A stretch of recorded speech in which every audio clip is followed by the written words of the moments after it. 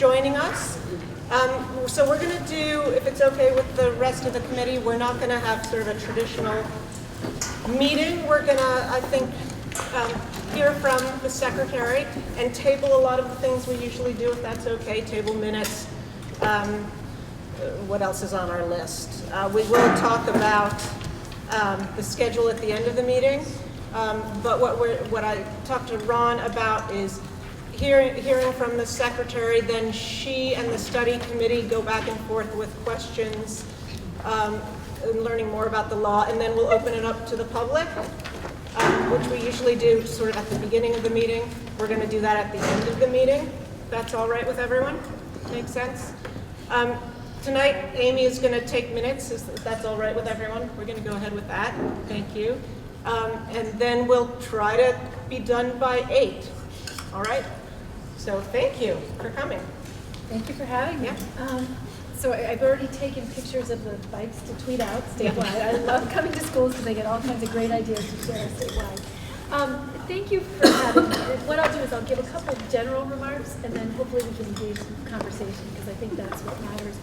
But I wanted to start, first of all, by thanking your communities. And one of the things that's been interesting from the state level is to have the privilege of going to communities and hearing the incredible conversations we actually are hearing. Because I think that while no one wants to change, what we are seeing is that, if nothing else, what Act 46 has provoked is some very, very powerful conversations statewide about several things. The first is, are we really providing our children with the opportunities that they want and need and that they really have to have in order to thrive as citizens and create a vibrant future for Vermont? And the other that it is really compelling us to ask as towns and members of communities as we come together around kids is, are we better off working together or are we better off separately trying to go our own ways? And that's the kind of conversation that we're really seeing statewide.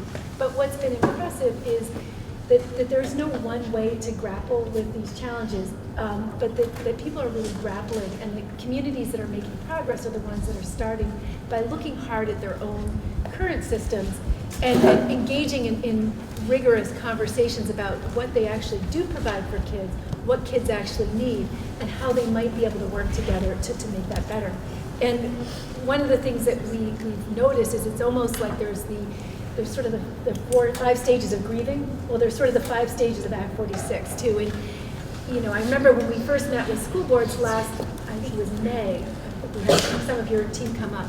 Right. There's a lot of anger, and I get that. And because we do care deeply about our schools, we're passionate about what we do with our kids, and our schools have deep connections with our communities, and we want to protect that because it's such a powerful and important thing for us.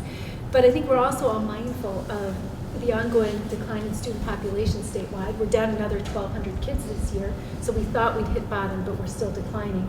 We're very mindful of the aging of our population in the state of Vermont and the fact that there's a big group of baby boomers moving out of the workforce.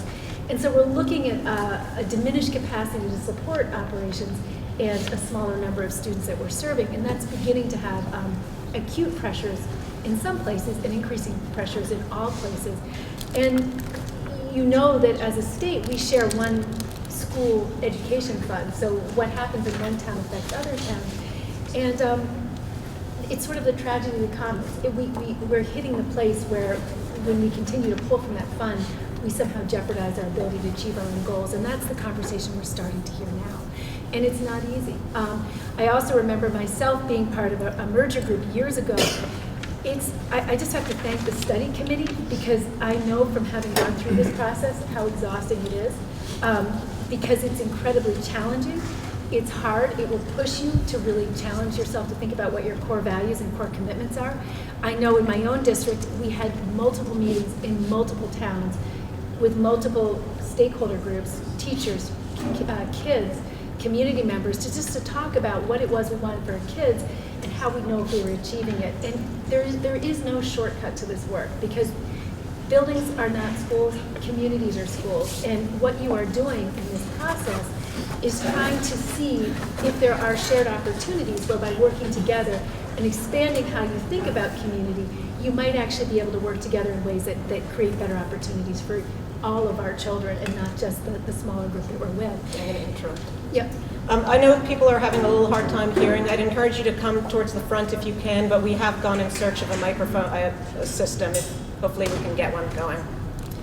So with that in mind, I wanted to share two pieces about my own experience. One was, I think the turning point in our conversation, initially it was two towns that began by sharing resources and partnering and felt that was good. And then another town joined in, and finally a third town joined in when it realized the merger was really going to happen. But what was pivotal was a moment that really changed us from thinking about our own town to thinking about all children. And that's when somebody had commented that helping one of the towns was really struggling. And someone said, well, giving those kids a new building is like dressing up a tramp in a top hat. And it really crystallized the community around, who are we as Vermonters and what do we want to do for our kids? And really got people to talk in a much more honest way about what it means to create vibrant and civic communities.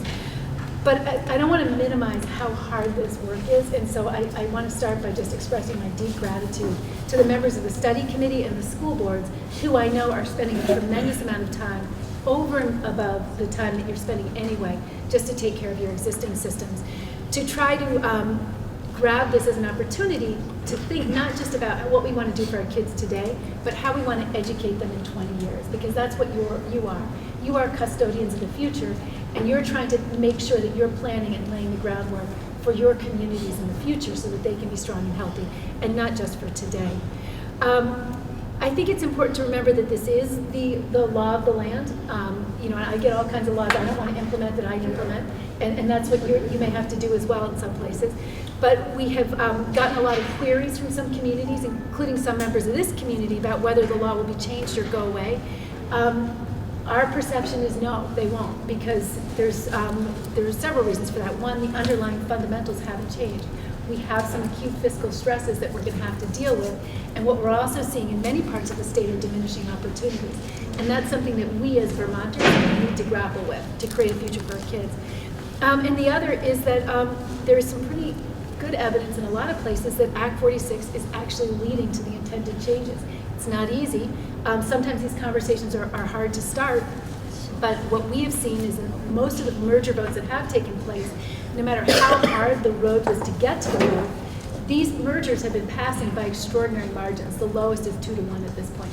Because when people actually begin to sit down and look at some of the changes and look at what they're actually able to do when they streamline their operations and pool their resources, there are real benefits to some of this work. And one of the best examples of this is special education.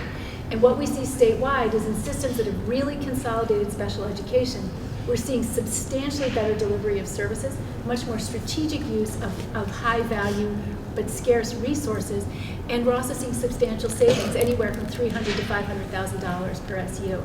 And that's real. And when you free up that kind of money, then you have money or resources that you can put into some of the critical programs that I see in your own data locally that we know are the kinds of investments we need to make to really improve outcomes, particularly for the kids who need it most. And we need to remember also that consolidation of special education wasn't something that districts elected to do by themselves. That's something the legislature mandated. By mandating that and now seeing better delivery of services and reduced costs associated with that, what that does is say, hey, you know what, as Vermonters, we really do need to look at what those opportunities are, and that's really what Act 46 is compelling us to do locally in all of our communities. In terms of what the benefits are, again, it's the benefits are the ones that you create. I really do believe that the best solutions are the ones that you create locally by rolling up your sleeves, coming together as a community and talking about what you care about. But what we are hearing from many parts of the state is that there are, and there's some common benefits that start to come out. One of them is a better ability to provide some of the kinds of extended opportunities to learn, whether it's after school or enrichment or summer programming, particularly for kids who need it the most, that really do end up raising scores and raising opportunities for all kids. We see much better and more coherent systems of continuous support for kids so that we can identify early when a child, any child, not just children with disabilities, but any child may need a quick intervention to help them get back on track and make it to the next level. And that those transitions between different systems, between elementary schools and middle, between middle and high school, are much more seamless when we have better continuity of services within those systems. We're also surprisingly seeing better opportunities for professional development. Systems that are able to coordinate resources seem to be having an easier time putting in the kinds of high quality, continuous professional, embedded professional development that seems to enable our teachers to develop the new skills they need to meet the changing demographics of our student population. And that's critical. The other thing we're seeing is that because the teachers are better supported, some of these bigger systems are becoming really recruitment places for away from other districts. So we're seeing a little bit of a brain drain around some of the smaller schools. And what we do see statewide is that the bigger districts are paying their teachers more and holding on to their teachers for longer. And that, your teachers are your most valuable asset, and you don't want to lose the dollars you put into professional development, because that is your most valuable asset. That's what makes your communities. And if you're able to get to a place where you are the place that people want to be because you support your educators well, that is going to pay off for your children in really profound ways. And we are beginning to see that. And the same issue also applies to stable leadership. And you are lucky and fortunate in the caliber of your leadership in the system, but that is a consideration for many systems. We have statewide turnover of superintendents and principals about every 3 years. And that's pretty, or a third of them every year. And that's really pretty catastrophic in some regions. So, with that in mind, I would really encourage you. I know that it's very difficult to get to consensus. I know that in my own process, I know that we were careful about inviting a diversity of voices to the table, because we felt our final proposal was strengthened by being able to have those civil disagreements and arguments that really tested our ideas and challenged us to make sure that we were doing the best we could for our kids.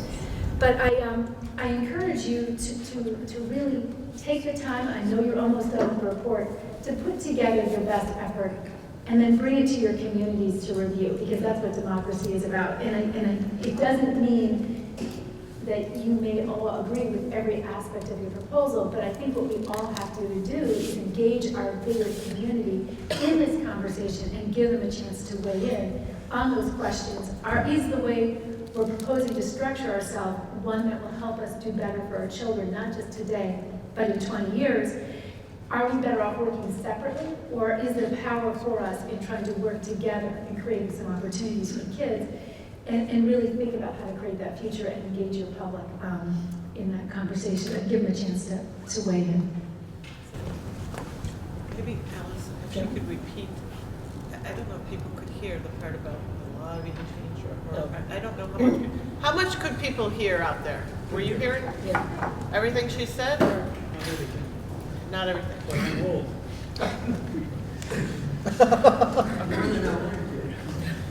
So guys, we're going to go, this is a good time for the study committee to ask questions of the secretary. So why don't we pass it around?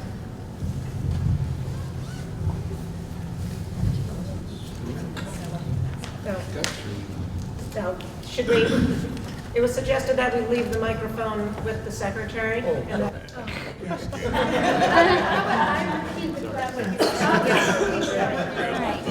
That's it. Do you want to go around? Oh, I wasn't expecting to go first. Okay. Hi. So I guess one of the bigger, we have two real sticking points that I think that we've been really grappling with as a study committee, and I think as communities, and it's in relation to the closing of schools, for one, and the other one that seems to be a real issue for some folks. I think there's a real fear out there that that's what this is going to do. And the other one that's really come up a lot has been in relation to the Vernon school choice situation. And I don't know if you have any clarity on that one. I'm not to steal Vernon's thunder at all, but I feel like that I think is going to be an in or an out for one community that's really looking at this with us collectively. So on the first issue, again, I think so many communities identify with their small elementary school in particular, and we have different feelings about middle school and high school in most places. And what many communities have chosen to do is to address, first of all, there's a prohibition, you can freeze any closing or discussion even of closing of schools for a number of years. But the other thing many communities do is write into their articles of agreement processes by which you would decide whether or not to close a building. And there may be a future time when you decide it is in the interest of your community to do it, but you could define a process so that the voice of the community that would be most directly impacted is consulted. And what I would encourage you to do is look at the website. There are multiple communities that have this. They've come up with different strategies, all trying to address this exact same concern, because this is really this is a Vermont issue. And if you look at that, you can see how other communities have grappled with that and tried to maintain a local voice in that decision. And there are different ways to do it. In terms of the Vernon issue, I was talking to another community about different issue. There's always an exception, right? Or there's always a little glitch that makes the conversation a little bit different in one town. And I think we have to challenge ourselves to keep going back to the big picture, the 30,000-foot picture, because what you're doing, again, is planning not just for now, not just for 5 years, but really how you do or don't want to function as a bigger community over the next 30 years for the foreseeable future. And I think you have to keep going back to the bigger question of what do you want your community to look like? What is the local situation? How is it going to be changing when Vermont Yankee pulls out? What's the landscape going to look like when some of the tax breaks phase out? And how's that going to weigh into where you want to be as these other communities are also having a conversation? And what Vernon may have to decide is that it doesn't want to be part of this union. Or it may decide as it looks as its situation, looks as its future, it wants to be in, but it's going to have to make that choice.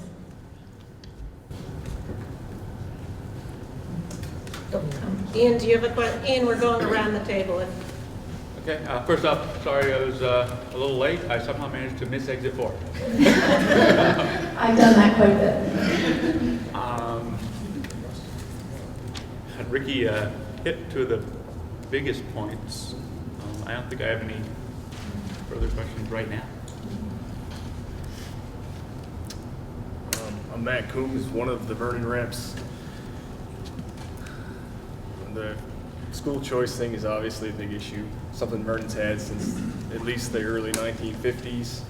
I think the frustrating part of this is, well, the process, really. I mean, it looked like at the start that maybe we could be a part of it and still have choice, and then it looks like that's not the case. And I think just going through that process is difficult because, there's the highs of, oh, this looks like it could be something that'll work, and then the reality of, oh, now it looks like something else. So not that anything can be done, but I would say that part of the process is quite frustrating. It's hard. I knew we were all struggling with this when I heard the head of the House Education Committee humming, you can't always get what you want, but if you try sometimes you can get what you need. And I'm not trying to be flip. I hear you. It's hard. Again, we don't always get exactly what we want. I wish we didn't have declining enrollments. I wish we hadn't lost another 1,200 kids this year. I see what high tax rates are doing to our challenges around economic development. I know communities that are really struggling to provide basic opportunities to kids. We have to decide what's the best way to organize ourselves to deliver on our commitments and our promise to our kids. That answer will be different in different communities. I respect that. And I'm sorry that it's hard. I know it's hard. I really do. But I also know that you will weigh it. I know that you'll look at your options, and I know you'll make the choice that you believe is best for your kids. Secretary Holcombe, thank you very much for coming this evening. And we do represent Vernon, and school choice is important for our town. I think one of our questions is, and you mentioned one of the goals of unification or forming these unified districts is efficiency so that we can serve our students well at a lower cost. And I would say Wyndham Southeast Supervisory Union is an example of a district that's already doing that. We've already seen 300,000 plus savings in special education. I mean, I think we work extremely well now, and from our point of view, or my point of view is, I'm still not convinced that it would be that much better or better with a unified district with a single unified board. And I think we're we think there may be options for us. There are several on the table. There are all sorts of options on the table. When our representative talks to folks in Montpelier, there seems to be a different one, or at least a different interpretation all the time. And I think we're wondering, do we have to go down the accelerated route that forces a decision, Vernon, but all of the districts that are involved, to make a decision now, as opposed to taking the time to see, are there options? We see great efficiencies in working with the district. Under Ron's leadership and the team he puts in place in Brattleboro, I mean, we work extremely well, and we certainly want that to continue into the future. But we would love to, I mean, we don't expect anyone else to work for Vernon keeping school choice, or at least certainly not working as hard as us. But if we could keep school choice after this process was over, we'd like to see that happen. So again, I think that what we've seen statewide around the two areas where the state legislature forced consolidation, which are special education, transportation, we've seen substantial improvements in service delivery and cost effectiveness. But again, it's part of, we talk about special education, addressing the special education funding formula. We can't do that with our small districts because the risk is too acute for small districts. So, I think part of the logic of the legislature in pushing some consolidation around some services was because it knew, and this was before my time, that there were some opportunities there for better service delivery. I think, and when I look at some of your data and I look at some of the discrepancies and what kinds of opportunities you're able to provide across the system, and I look at how our student population is changing, including in your area, I know there are additional opportunities, and I know no matter what happens in this vote, I know that your educators will work to try to work as smoothly and seamlessly together as possible. So I know that will be a continued part of your process. You do in Vernon have the option of maintaining your structure. You have a unique structure. It's unique in the state, and the law precludes the state board from merging systems with different structures for a whole bunch of reasons. The alternative in places where it's not possible to merge is what's called an alternative structure, an alternative education structure, and that calls for, with a minimum, it's sort of an SU with a minimum number of districts practicable. If you think about that, the only district that isn't sharing a structure with everybody else is Vernon. So if everyone else is going to end up having that conversation with the state board about, consolidating down the road, why not take advantage of, if that's where you're headed and you look at your own data and you see where you're going, if you decide that you want to move proactively to do this transition in a way where you get to write your articles of agreement, you get to really frame how it works, I think that then the question about when you do it is a strategic one. What makes sense for you? If you're all on the same board, you all value that working together and trying to be as efficient as possible as one unit, then it makes sense for you to pursue an accelerated merger, and there are additional incentives to support that transition and do it in a quick way. If that's not where you're headed, then your voters will tell you we're not doing an accelerated merger. You'll be back at the table talking about a different plan next year.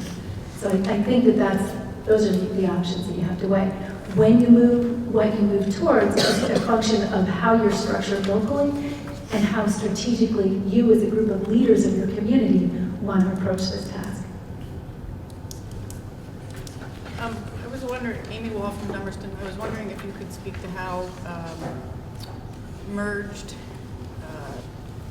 school districts have maintained the uniqueness of each of their individual schools. It's been a topic of concern here. That we respect that. So. And again, I think that's because the school becomes an expression of the community, and so one of the things you have to negotiate is how in a bigger district will each individual school maintain its unique identity. I'm repeating it in case the crowd couldn't hear it. And I have to tell you, when I talk to kids and when I talk to parents and I talk about who the school is, they never mention the school board. They always mention the educators in the building and the community that's created about the building. And that will still remain unique to your communities and your building. And one of the things that many districts, these new merging districts, have done is spent a lot of time deliberating what are the kinds of unique opportunities for local input, for local councils, for local culture, local traditions. So part of what we have to be free to do is think about where does it make sense to collaborate, because by working together we can actually squeeze more out of our dollars to do better for our kids. And where is it we really want to harness the individual and unique inspiration and creativity of our local staff, which will be different site by site. It won't be identical, and it doesn't matter because it can all be good. So I think that that's something that you negotiate. What we do see, less so in this area, but in some parts of the state, is it's really a question about whether you hold on to your school at all. And we do think that given the way the tax rates are going and the demographics are going, we think that small schools have a better chance to stay open and maintain that local connection community in bigger districts. And Vermont is unique in the number of small districts that have single schools. When you talk to people in Vermont, they don't distinguish between the district and the school. Right. When you go to the rest of the country, people assume that there'll be multiple schools within a district. And if you go up to Burlington, which is one of the few examples, they have magnet schools, one focused on sustainability, one focused on arts, and then other elementary schools, each with a very unique, very strong identity. And what they've been able to do is it allows some flexibility across those sites in that district, but no one would ever say those schools are alike or the same. They really do reflect the composition of their faculty, their locally defined mission. They often have a more narrow purpose or theme, and in particular educators and community members who participate in that. So I think you have to, because it is so integral to how we see ourselves, we have to be intentional about creating opportunities for schools to represent and reflect their communities. Alice from Guilford. Few things. One of our concerns really is the closure. I mean, that's huge. One thing that we struggle with is the equality amongst the school. Once this happens, or when it happens, making sure everyone gets what they need in a timely fashion. How have you seen that to work amongst the schools that have merged? We haven't seen any school mergers yet. We've seen district mergers. Right, yeah. so we haven't seen anyone that I'm thinking of yet, with the exception of Bridgewater and Concord, which did it pre-Act 46. Most people are just doing district mergers at this point. And so in terms of equity, I think the issue you're concerned about is proportionality of voting and making sure. And one thing I would say, when you think about your different communities, we've now heard from 3 communities, and they've all, 4 communities, they've all expressed this commitment and concern about maintaining their local school. So what works for you is that you all have that shared commitment, and no one's going to go after someone else's school because they don't want someone coming after their school. And I think you've got that trust because one of your core founding principles seems to be having small schools located and deeply rooted in your communities. So that's actually an asset, and I think they've done it several ways. They've been very explicit in the Articles of Agreement about, first of all, how long it's going to be before anyone even discusses closing the schools. And then if it ever does become an issue, and the assumption is that in the interim they'll be able to stabilize their systems and reduce costs in ways to make those schools affordable. And then in the longer run, really articulating a process which ensures, and some people have made it unanimous, the whole board has to vote so that a district can't get outvoted. Others have described a process by which you decided the school was closed that would make sure that one big district couldn't sort of vote or impose it on others. So I think you can define that, and because that is clearly an issue that's dear and dear to your hearts, I think that's something you need to talk about as you develop the Articles of Agreement. And again, we now have had a number of systems go through this process, and they've spent a lot of time debating the same issue. They've come up with some slightly different strategies to achieve the same end. You have the benefit of looking at some of those to help stimulate your own conversation around how you might protect and preserve that commitment moving forward. So I don't know if I answered your question. Well, that and also class-wise, what's opportunities from one school to another, how to equalize that amongst everyone.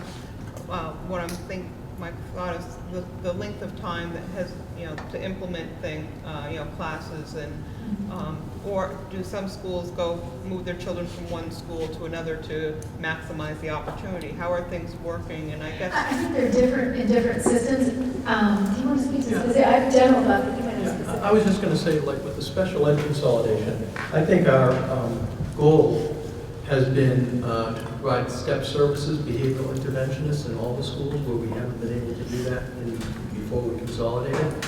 And I think within a 3-year period, we're going to have that type of equity. I really believe that, again, it was forced, that it was the legislature that said supervisory unions have to consolidate special ed.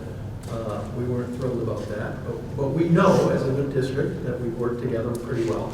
So But it was clear that some schools were not getting the type of services that others were able to do. And I think that is an example of, over the last year, in this year in the budget development with behavioral technicians going from the supervisory union, being trained, and another year of that, I think we'll be in really good shape in that. So I think that's kind of the thinking that we have when we looked at the program overview and then the other sheet about program expansion, thinking, so what are the big areas that we need to address and, you know, incrementally do this?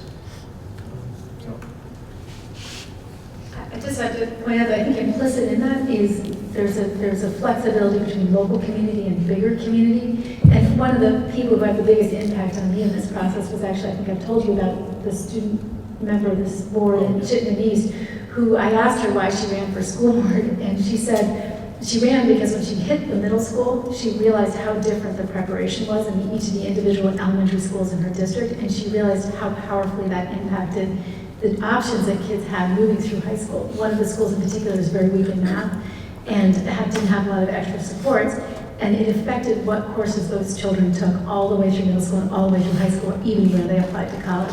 Same thing with foreign language. And she said that she felt that sent such a powerful message that we only cared about equity at the high school when it was too late. She said it sent such a powerful message as a community about the difference between what we say and what we do. And so she ran because she wanted a school board that cared about all her kids. And what it reminded me is that you are a community already at the high school level. And it's in all of your interests to have kids reach that high school level comparably prepared, well supported, so they can all thrive and create a strong high school environment and then go on, be successful, and become future citizens in your environment. So we all have an investment in the education of every child, including the children in our neighboring towns. And that's what was so powerful. And so the question is there a way to leverage, again, some kind of unification to make sure that that's an option? And to see the benefit of educating your neighbor's child well, because ultimately that's another Vermonter that we need to be able to thrive and participate in our communities. Christina Naylor from Dummerston, thank you for coming. Secretary Holcombe. You started off by saying that communities that are successful in this first look at what they provide and what the goals are and think about the best way to do the process. Is that a fair? I think educational, the ones that start by focusing on tax incentives tend to go off the rails pretty quickly. The ones that start by talking about educational goals and aspirations and whether there are opportunities are the ones that seem to get into more productive conversations. So I think, in my view, I had hoped that we would do that and sort of look from the beginning at various scenarios and have a conversation.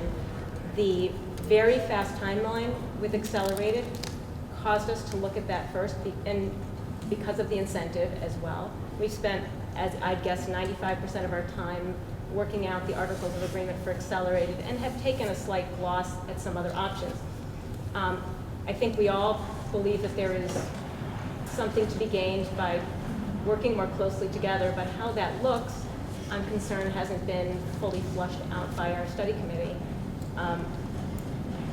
But we've spent all this time, and so we did a straw poll, and people were asked what they thought, and some people's response was, well, we've put so much work into it, let's send it to the voters. I read the legislation, and I think it only goes to the voters unless it is advisable, unless you recommend it to the voters. And so I just wanted your read on that legislative task, that if we don't think it's recommended or we don't think it is the thing to do, are we to vote on something because it's all the work we've done or because we're tired and we want it to go away, which we all are tired and want it to go away at this point, I can assure you? Or is it something that we have to feel is good for our communities in order to vote it through?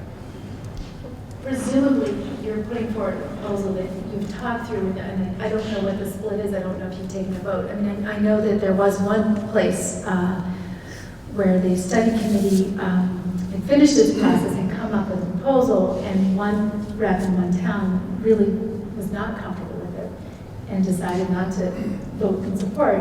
And it almost brought it off the rails, and it almost didn't go to the voters. And they ended up changing their mind and saying they did want to bring it to the voters, and it ended up being approved again by a 2-to-1 margin. So I think it's partly what you're doing is you're not just, you're fleshing out the options, you're fleshing out the opportunities. You're trying to complete a puzzle, look at what realistically is advisable for your community in the best judgment of the people at this table, and then share that information and give your community a chance to weigh in. I would always encourage you to engage them, and I think a vote is a good way to do that. I don't know that you'll have a unanimous opinion,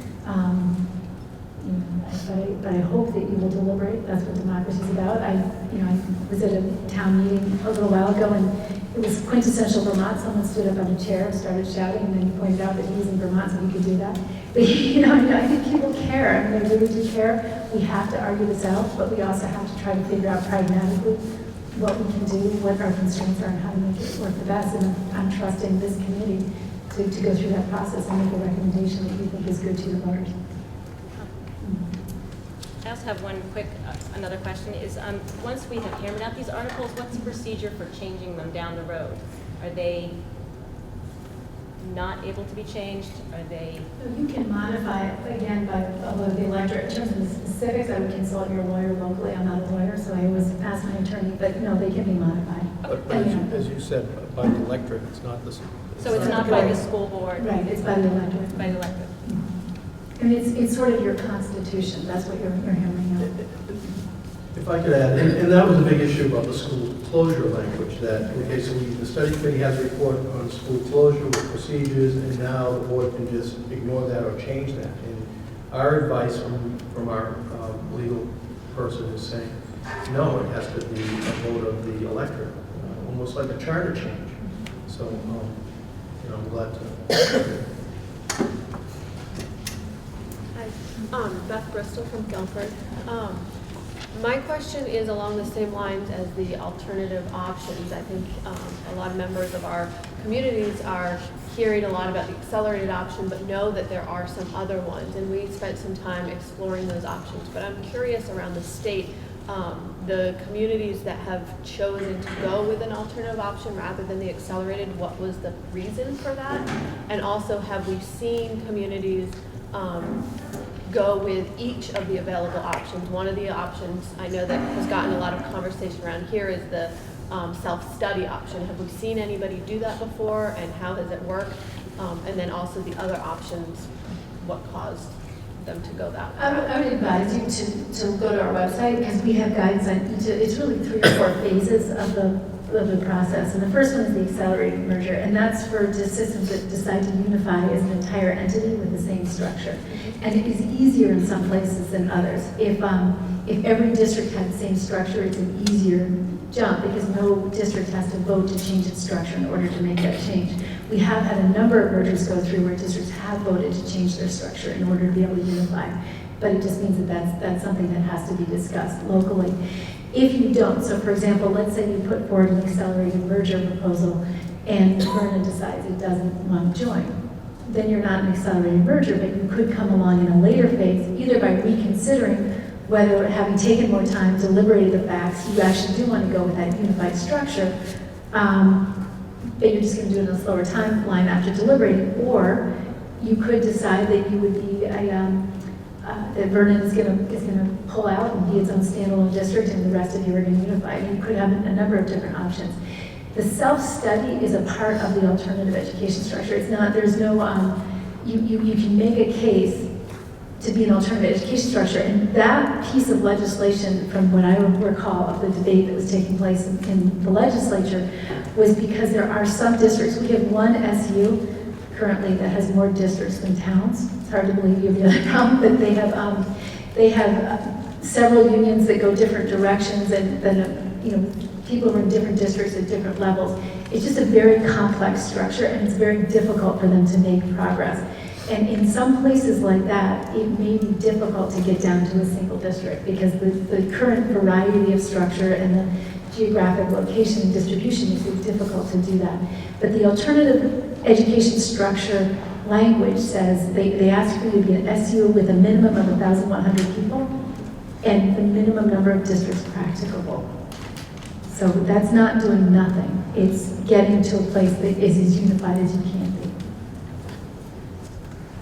And what you would be doing is making a case for why you need to be doing that.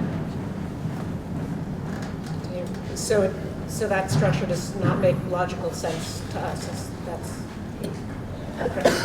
That's I what I'm mean, hearing. I think what you have is tremendous opportunity to unify here. You have a history of being successful when you have through forced consolidation, special ed transportation. I think you need to look at what those options are. So the districts that have chosen to not go with the accelerated, but have gone with one of the alternatives, primarily has been due to the fact that they have such different Diversity, functions. currently diversity. Some and some not. I mean, there's an estimate we know is going to do a complete unification next year. They deliberately did not apply for the accelerated because they wanted to take more time to develop the educational component of the proposal. So they made a strategic decision because they felt that the community building for them was more important to not pursue the accelerated. You may have been having conversations that lend themselves to a unified structure. The ones who move quicker tend to be people or places where people have already been having conversations, community conversations about unification and how it might benefit them, because they've already been doing that work, and it's an easier jump. Some places are going to get there; they're just going to get there in another year. Some of the places that will come later are places where the complexity of current structures makes it difficult to have a clear, unified plan. So they'll take a little longer to figure out what the options are. I don't know if that helped that clarify. Yeah. But do look at our website. We've really worked very, very hard to put up some guidance that's a little bit easier to read than the actual piece of legislation itself. And I know that your group has been taking good advantage of the staff. You can see.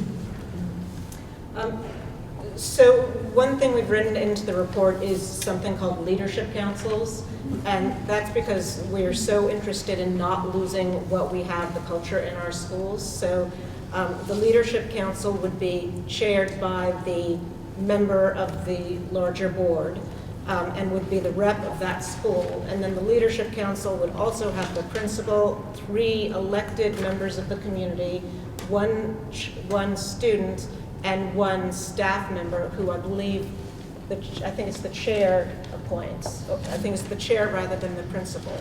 And that group would have, wouldn't be responsible, obviously, for the budget, but would have some budgetary responsibilities. Like, I can't remember the list, but it's a pretty in-depth list of responsibilities, and would be very engaged in sort of sustaining and growing the culture of the school and working with the larger board as advocates, and sharing that culture amongst the other schools.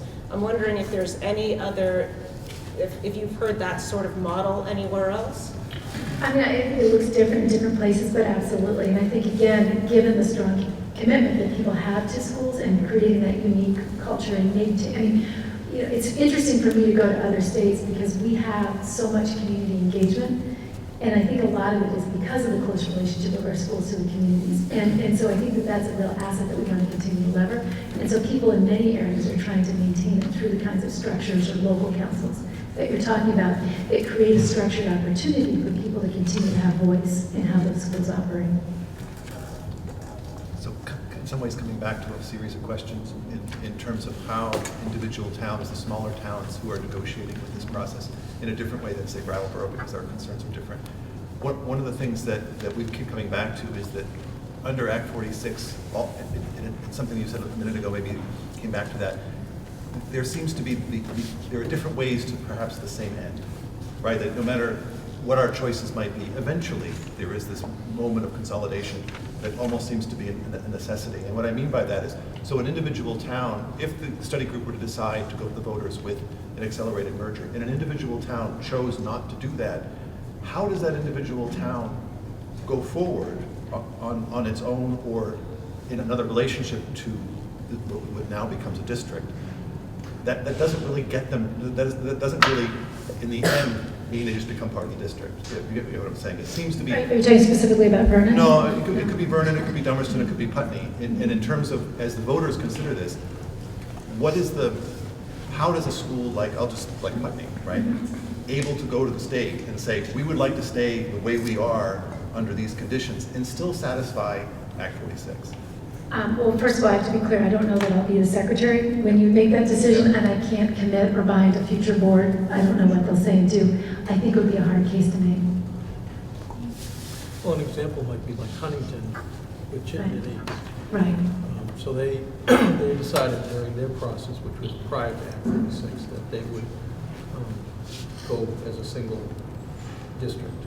And so they maintain a relationship with their high school students, but it's a K-5, pre-K-5 Yes. school. And I would think over a number of years, it's going to be pretty challenging for them to maintain that program.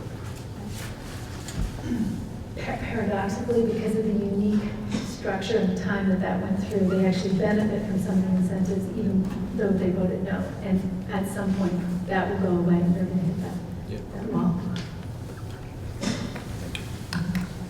Thank you for coming. I'm Kim Price from Brattleboro. And I apologize, I have no voice, so I apologize.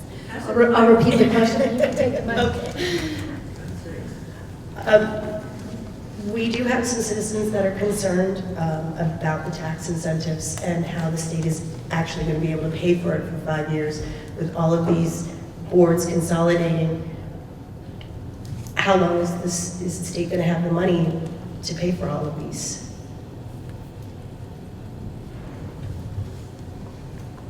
Well, I think one thing, because we have one education fund, it is self-balancing in that if a lot of people go, because we have to raise to fund budgets, and we don't actually set the tax rate, you set it when you approve your budgets locally, because we have to raise sufficient revenue to fund every budget that's approved.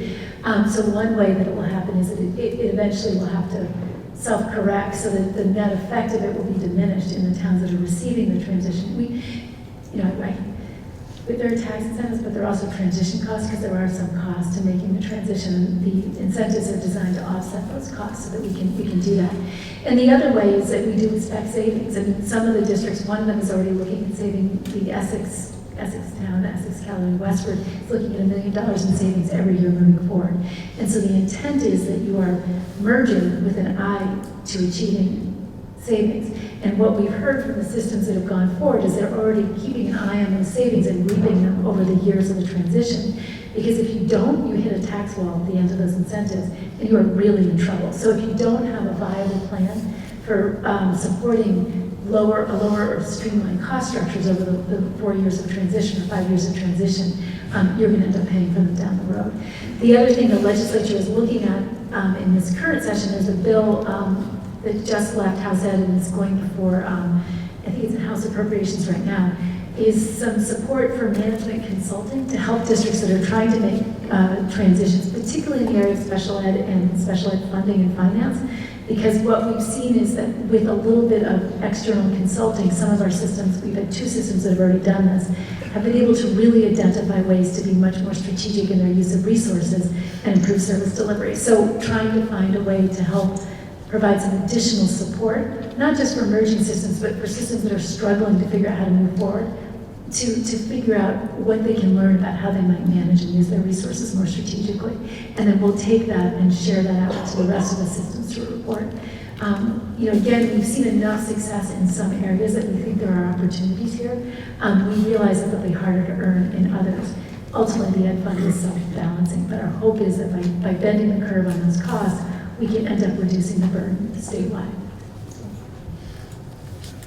Hi, thanks again for coming. My name is Jill from Brattleboro, and I have a question here from one of our fellow board members who wasn't able to be here. David asked me if I would ask this. We're looking at inequity in the schools and how to measure that. We've had some discussions and different opinions on that. So he's wondering if the NECAP and SBAC scores are adequate to determine the degree of inequity of the schools. I think I've been pretty clear statewide saying no, particularly not the way we currently use them. What we tend to see is that if you're in a more affluent community, you have higher scores. So what we're really measuring is how wealthy your community is on the whole. And I say that because I've been to some phenomenal schools that serve very high levels of English language learners, kids living in poverty, and the kids are learning a tremendous amount. But if you come in at age 10 not speaking English and having no formal education, you're not going to score well in the NECAPs or the SBACs for a couple of years. So one of the things that we are looking at is how to look at test scores, but look at them in different ways, and not just how many of your students score as proficient overall, but also look at things like at the school level, what kind of growth or progress we see. Because sometimes the communities that are making tremendous progress aren't actually the high scoring systems, and that's another way to look at the same data. So what data are you looking at to see whether they're making progress? That would be one measure. And then in terms of the others, I would encourage you to look at some of the work that we've shared statewide around the education quality standards, because we have looked at, for each of the domains outlined in the education quality standards, what are some of the kinds of inputs that might be good measures of equity of opportunity within the systems. And I'd be happy to send that to your board. I can try to talk about it here, but I think if you looked at some of the materials, it'd be more comprehensive and give you a better sense. But it could be access to things like after-school or extended learning opportunities. It could be breadth and depth of curricular offerings. It could be looking at multi-tiered systems of support, some issues around staff quality, opportunities for professional development and support, different things like that. I think it goes across a whole spectrum of areas. So Jill, you know the slide that we showed last night around our town information meeting on assessment. We cited the fact that the Secretary supports a balanced accountability system, which we incorporate. I'm going to ask Paul to speak a little bit more about this, but things like the Ames Web progress monitoring that we use, the teacher assessments, the multi-tiered system of support, looking at students that need intervention and support on a more regular basis. We don't just look at those annual standardized tests. We know that, so I don't know if there's anything more, but. Sure. I mean, my understanding of some of the plans for implementing the ed quality standards include the notion of both a sort of a snapshot that include all of those components, local assessments, climate surveys, whatever other data we collect. And then also a sort of almost a visiting team on a regional basis where groups go and listen to people in the district talk about all the cool things that are happening, and that gets to be part of the accountability system as well. It's a great system.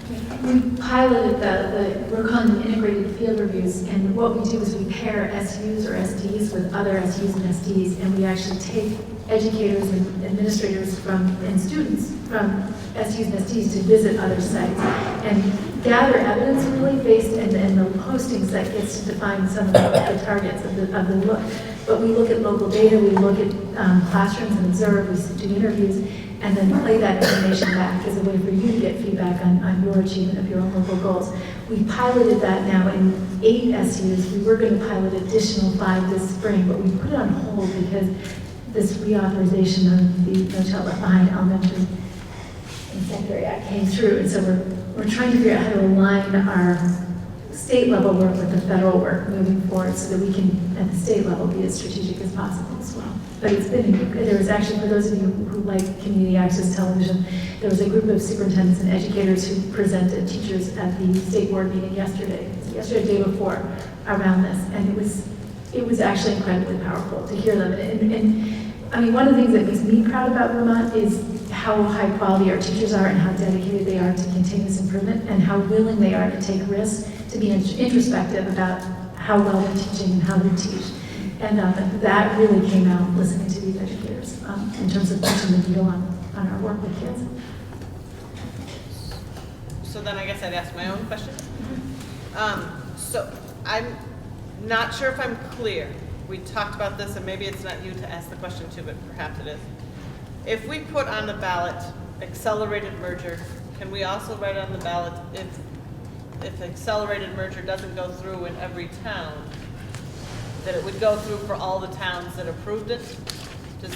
Can the ballot work that way, or does it have to go back and restart over?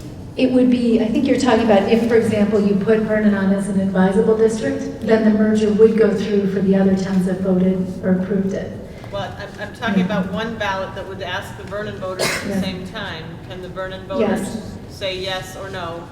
But so we're all voting at the same time, and then say, I guess we're still picking on Vernon tonight, guys. Pick on Putney. Putney. Say Putney says no, then can the rest of us all still merge, or does it have to go to another vote? Does it have to be? No, you can write it. And you actually have Chris Leopold, who's very experienced, has actually done a number of these around the state, and I'm glad you got him down here. He's pretty loath to travel this far. Well, he doesn't travel. Well done.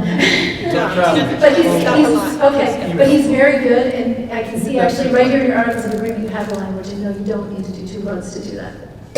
And he's got the language here. And then I'm going to be picky because I'm the one who keeps asking, I guess, in my head. What happens then if Putney says no? I know we've asked 3 times, but I'm not sure if I'm hearing a really, really clear answer. Does Putney get to go through a self-study and prove that they can continue on? I think I've heard the answer that no, eventually Putney would be forced into some sort of a merger somehow. So in the short run, you would be what we call MUD. Sorry about the name, I don't make these names up. But where Putney might be a standalone elementary district at the elementary level and then part of the unified system at the high school level. Down the road, you would have to petition to the state board that it made sense to keep you out of that MUD. If the state board, a future state board said in 2 years, you already are operating at all the same levels as everybody else, that state board would have the authority to say, no, I'm sorry, you're part of this unified system. Okay, that was as clear as we could be, right? Yep. It gets, I always say, there's always a big cut. So if Putney had a different structure, then it would not be possible.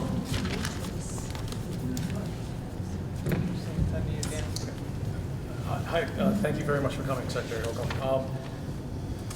I'm going to go, I had a question to ask, but I'm going to go off script, which is always dangerous, based on just the way the flow is here and the last one and the flow. But picking up on a theme of what's possible and what will be inevitable. I came to Bellows Falls last fall, and there was a wonderful forum that you were part of, and I was able to ask a question when they were all done, and I asked you if an SU met all of the goals of Act 46, would it be possible to continue under a similar governance structure? And your response was yes, and I said, how would you help us with that? And you said, well, same thing you said tonight. Let me be clear, I might not be here, Dan. But I would advocate for you, or my agency would advocate for you in front of the department, the Board of Education. So based on that, and you know of our success, we are looked to, or have been looked to over the years as an SU, as a model SU in the state. So if we are that, and we can do such that I just referred to, help me and us understand if it would be possible for us to maintain our historic governance structure or something very similar to it, so that we could retain traditional Vermont town meeting and the essence that goes with it, and the importance of that. It's very important to me, my community, and many communities.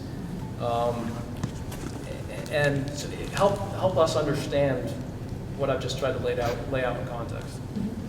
So I'm glad you brought up meetings, because that's been another issue in some places. And a community that you might want to talk to is the Mountain Town Red, because that's a place where they actually debated this quite hotly.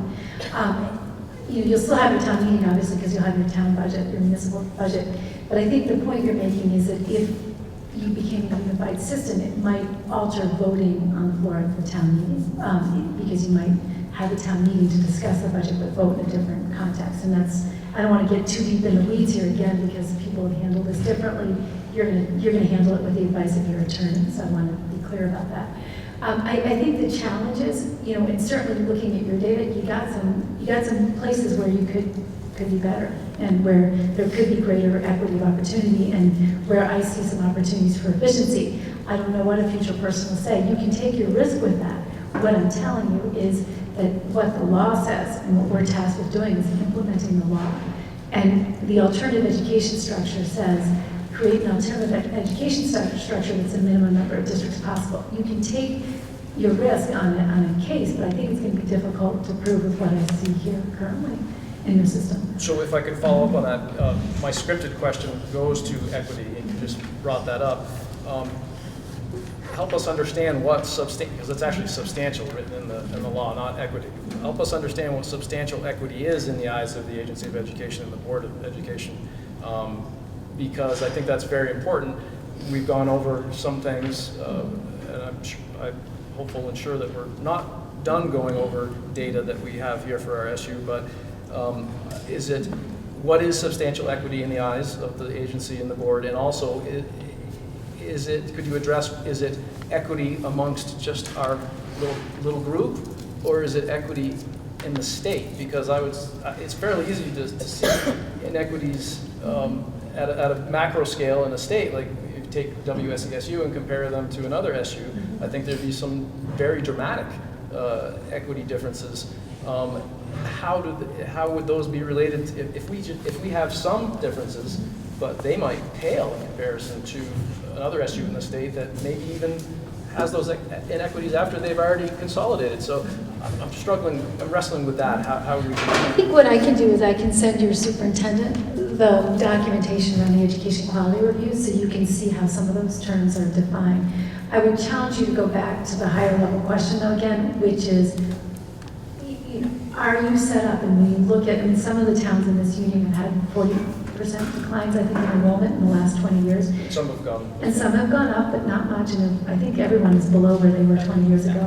And the state level, we're declining. Everyone in this town is receiving more from the education fund than you're raising off your homestead base at this point, I'm pretty sure. I'll check. I think there are about 9, maybe 8 towns in the state that aren't, and they tend to be ski towns. But the issue is, as a state, what are we doing locally to be good custodians of this state asset so that we can support local initiatives right now? That's the question the state board is going to ask you. And when you make a decision to try not to look at sharing and pooling of resources, can you justify that both in fiscal terms and educational terms as leading to better outcomes for kids? That's the question I'm going to put back to you. Okay. I think it's around 7:06. I think is time to open it up to the public. Is that all right? Yep. All right. So what we tend to do is go from the left to the right. Is that all right? Amy, did you happen to pass it? Okay. So you guys know there's a piece of paper going around. Thank you, Ruth. Could you keep passing that around? Well, I think it's been around. So in any event, if you haven't, please put your name and town in there on that. And then when you stand up to ask the secretary a question or to share a comment, please say your name and what town you're from. And since there are a lot of us, keep it to a few minutes if you can. But let's go. What? Speak loudly. Speak up. I'll get some water. I'll try to remember to. Sure. All right, so is there anyone on this side of the road? Wow, this is unusual, are you sure? All right, anyone from over here? All right, go ahead. I am. I'm Richard Versus from Dummerston. Would you stand up and face us? Sorry. Richard Versus from Dummerston. I'm okay, I think. And I guess I'd like to go back to this stuff I went down to say, is it possible, given all that we've heard about the union and how it's functioned and how it is functioning and can function, is it possible to have an alternative structure, a self-study done for a union, to become an alternative structure so that we could preserve town meeting and some of the local control that people feel very strongly about, provided obviously the equities, the efficiencies, and all of the things that are coming under Act 46 could be achieved. I'm not clear that can't happen, but maybe there are legal reasons that I don't understand that would prevent that. Could you speak to that a little bit, please? I need to again say that will be a decision that's made down the road by a state board that's got a slightly different composition than the current board because people serve 6-year terms and probably or possibly by a different secretary. So I can't bind a future secretary, I can't bind a future board. What I can speak to is my understanding of the language of the law and the intent of the law. So we could talk about hypotheticals. What I would encourage you to do is stay focused on probabilities, but also what your goals are. And what tends to happen is when you talk about genuinely what you are providing currently, what you want to provide, and what the best way is to be organized to provide it, what tends to come out of that is hopefully some kind of consensus around a vision. The law does allow for some diversity of structure because it acknowledges, the legislature understands that there is some diversity in the state that makes it difficult to actually unify in some places. And that's why they built in that flexibility into the bill. So it's, whether somebody in a future board will say, yes, absolutely, you can be a standalone, it seems unlikely to me, but it's possible if someone made that case. But I think the larger issue is have you really engaged with the goals of the bill, which are to help us as a state figure out how to provide high quality education, somewhat equitably distributed, knowing that no system is perfect, in a way that really serves the children of Vermont and the future economic vitality and civic vitality of the state. We need your help thinking about how to make that happen. I can tell you the course that we're on right now is not sustainable. I would just say, I guess, then I don't understand in your fact sheet what it means to leave systems that are already working well alone. I'm not sure. I mean, I looked at that and I said, gee whiz, hearing what I heard and went to the meetings and know about this supervisory union, it seemed to me that maybe we were a candidate for that kind of a self-study as opposed to an accelerated merger that maybe people didn't understand and we were going to give up a lot in doing that. And I also really was questioning whether the incentives that were being presented, financial incentives, were really misleading in some ways. We have tried hard to remember to not call them incentives, to call them transition costs, because having been through a merger, there are costs that you incur in the process of making a transition to a unified system. And so part of the purpose of those is to help you make some of those changes that need to be made in the transition. And I hear what you're saying about wanting to stay the way you're saying. I also look at some of your systems. I look at some of the discrepancies across the systems and the kinds of opportunities that they're able to support, able to provide. And I need to reconcile that. What I can tell you is everybody is doing the best they can in their microclimate and context with what they have. I never question the benefits or the motives or the intentions of our educators and state and school boards because I know they're working really hard. But what I also see in many places is when people expand a little bit their notion of community, it's sometimes amazing what they're able to do when they collaborate. And one of the things that's been so incredibly powerful about the integrated field reviews is when you actually start to bring people across systems to look at other systems, it really expands our understanding of what's possible. And I give credit to the educators for being able to spot that and put that forward. But I think sometimes we are accomplishing much less than we actually could. Well, and I don't mean to monopolize this, but I also think that when you consolidate, and getting bigger doesn't mean better in my mind, it really takes away a spirit of collaboration and cooperation in some ways. I think for educators, I was an educator. I worked in a small school with special ed kids. And I've been in Dummerston for 45 years, and I used to bring my kids to town meeting as a learning experience, and it was wonderful. And, our kids are grown now. I'm away from that sort of center of things in our town, but I really believe that you talk about democracy and democratic process, and then you want to take it away in this whole process of unification, because that's what you're doing. Well, and I think that's where the points that you were making about what is it that's, I think what we have to assess is this relationship between local, what is local, what has to be local, how do you keep these schools deeply grounded in communities, and how do you create opportunities for local leadership and local governance within a bigger unified system? I think that's the question. It's your own little federal system. And I think the reality is, can you use the governance structure as a support system that makes decentralized decision-making at the local building level possible? But there are things that small building can't do without support from the center. And that's what we're seeing statewide, that we have systematic differences across systems. We see particularly some of our small districts. We actually created a dynamic graph that showed tax rates in towns and size. And what you see is this volatility in the small systems that's associated with just little fluctuations in student enrollment. What the effect of that is that we're hiring and firing teachers based on changes in student enrollments, which is corrosive to ongoing efforts to improve. And when you're in bigger systems, you can create better opportunities to deal with that. Another issue that's starting to come up that we've heard a fair bit about is sometimes a kid is struggling, and it's not that the school isn't a wonderful school, it's just not the best fit. In a bigger system, you can have that kid have the opportunity of moving to a different school that maybe is a better fit. than initially in the case of bullying. If a kid needs a fresh start, in a bigger district with multiple schools, you can give that kid a fresh start. It's hard to do when you're just by yourself. We have some small schools where peer groups are small enough that some kids just don't have friends. And you have much more flexibility in a bigger system to maintain the strength of small, but also have enough context or variety so that different kids can have different options. Well, don't misunderstand. Yeah. Is there anyone else? You, and then over to Tom.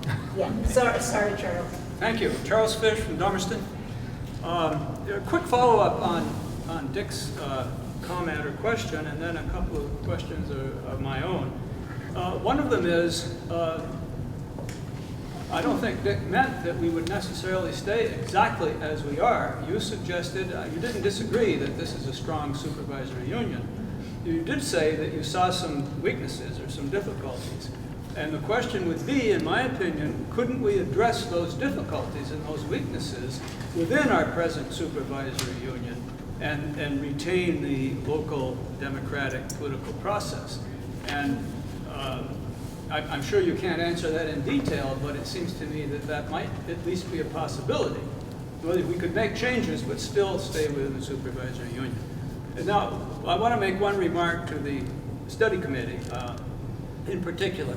I'm really sorry that discussion of this issue over the last few weeks has become so acrimonious.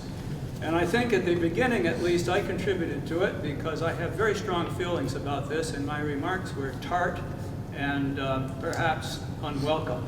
And I'm sorry about that. And I would hope that moving on that we could speak to each other in a more friendly and civil manner. I'm going to try to. Sometimes hard for me, but I'm going to try to. My main question, I guess, for the Secretary that would then come back to the study committee is if it's important to flesh out the options, which I think was your remark now, and if the legislature really intended that the local communities, districts, would be able to consider the several options for merger. How do we reconcile that with, first, and this is the legislator's fault, no one else, how do we reconcile that with a very short time frame on the accelerated and the tax, the non-incentive, although I think it's sort of an incentive. How do we reconcile that with that? But back to our specific situation. Our study committee, in good conscience and doing the best they could, have spent, as somebody remarked, probably 90% of their time on one of the options that the legislature laid out. How does and yet supposedly these are options that the public, right, the electorate need to consider. Presumably, it's ultimately up to the voting members of the communities. How is it possible to push ahead with an accelerated merger and yet give the voters an opportunity to consider the other options? And if you could address that. Yeah, I think they will, because I think they'll vote it down. And I think that's it. So if you put together a proposal as a study committee, submit it to the voters, and it isn't approved, then I think the study committee is back to square zero, and that's where the voters get to weigh in.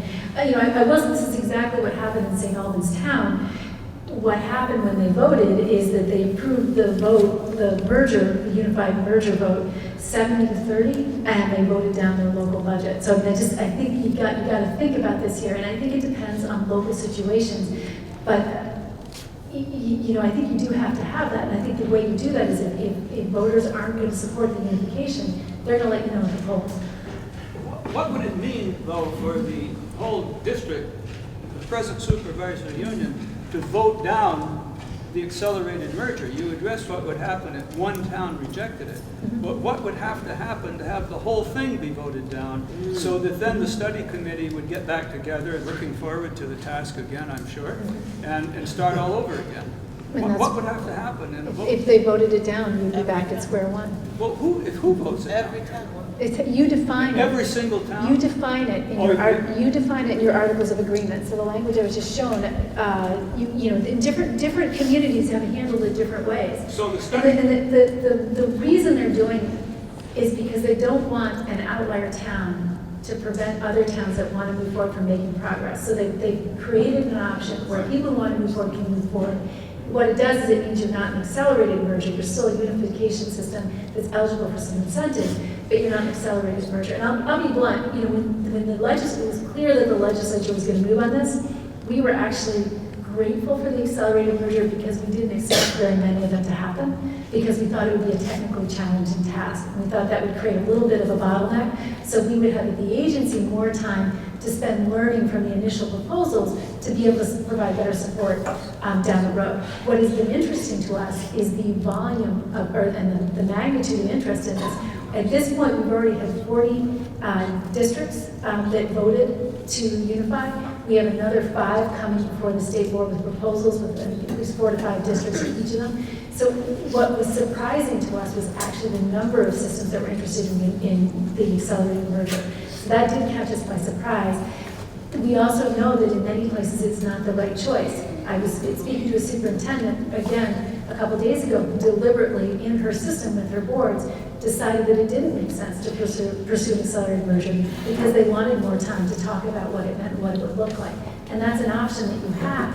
But if you know it's what you want, in some places, and in many cases, it meant go ahead quickly. So what's the right time is a function of where you are in that conversation. Just so I'm clear, and then I will sit down. So it would be possible for the study committee just to decide not to do anything now, but to take more time. That would be one option. And the second option would be to put it to a vote, but decide, the study committee has the authority, you're suggesting, to decide what would constitute a total rejection. They might say it was all towns voting it down, or 3 out of 5 districts, or it would be up to the study committee to lay down those rules. Well, they put forward the language on which you vote, yes. Thank you. Oh, we're going this way, and then we can hop back to you now. Go. So, Tom Ehrenberg from Funding. I have a couple of very quick nuts and bolts questions, and then I want to address a larger piece. As I read the bill, tucked in the way back of the bill, if I read it correctly, is a voucher system for high schools. Am I reading that incorrectly? No, what the bill allows is that only a district can decide by a vote of the electorate whether it tuitions or operates. As I read it, if a parent goes to the board and says, I'm not happy with either 1, 2, or 3 of the choices that are available to the district can choose up to 3 high schools. Oh, that's and different. If the parent is not happy with it, then the district can pay their tuition at another school, including private schools. Is that correct? So I understand what you're asking now. It took me a bit. So under Vermont law, historically, a district gets to decide by a vote of the electorate whether it tuitions its students to schools, including independent schools that are approved by the state of Vermont, or whether it chooses to operate a school. Overwhelming majority of the kids, about 95% of the kids, are in public schools. About 15% of those are kids who are tuitioned into public schools by neighboring districts. And that's a decision that's made only by the vote of the electorate.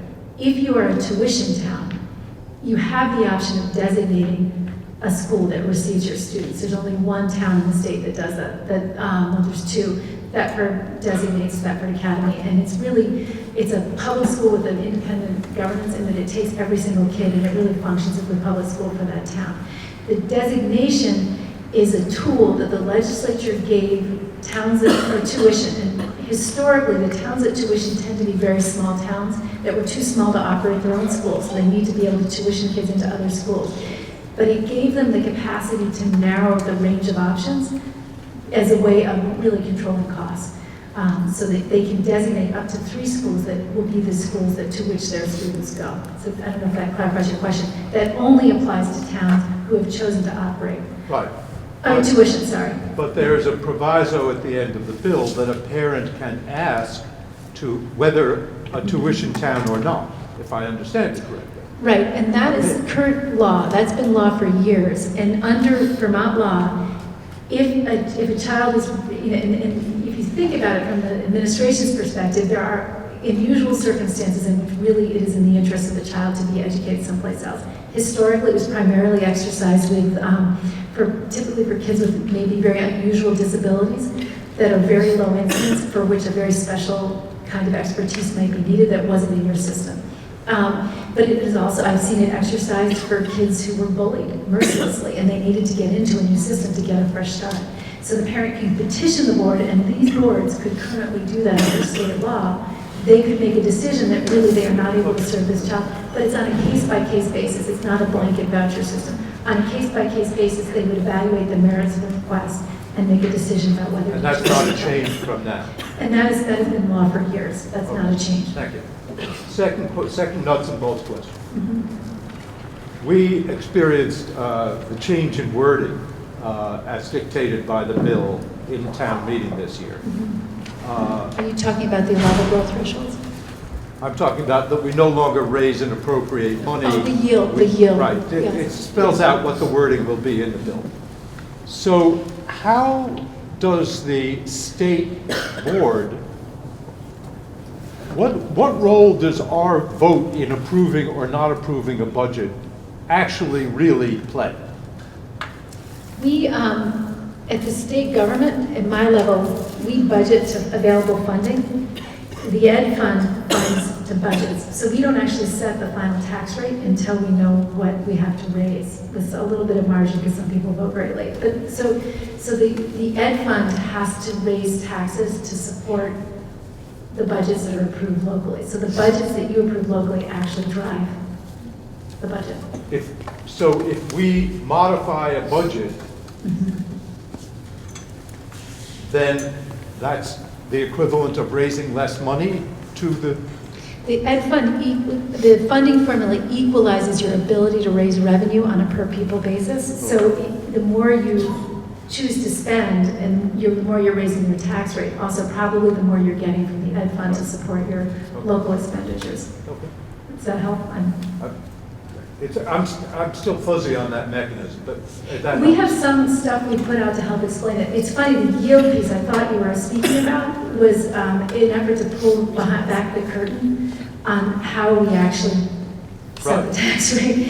And you know, we always wrote up that little letter in October that told you what we thought it would be, and that's because the ed fund has predictably increased at a pretty consistent rate every year, so we can pretty much guess where it's going to come in. And we've always said that in October and then finalized later in the year.